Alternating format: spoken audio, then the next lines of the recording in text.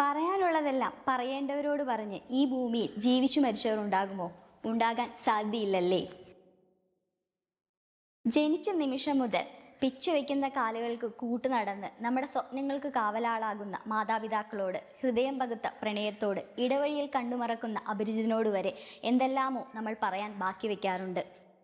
അത്തരം ശേഷിപ്പുകളുടെ ഓർമ്മപ്പെട്ടിയാണ് പി വൈശാഖിൻ്റെ പറയാൻ ബാക്കി വെച്ചത്.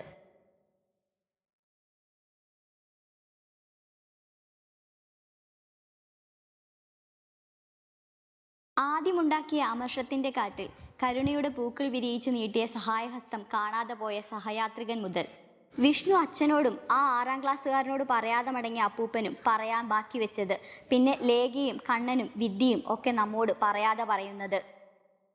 പിണക്കം പറഞ്ഞു തീർക്കാതെ പോയ കുഞ്ഞു കിങ്ങിണി, പത്മിനി എന്ന നായ, ജയൻ, അങ്ങനെ കണ്ണു നിറയ്ക്കുന്ന ഒരുപാട് പേരുണ്ട് ഈ കുഞ്ഞു പുസ്തകത്തിൽ.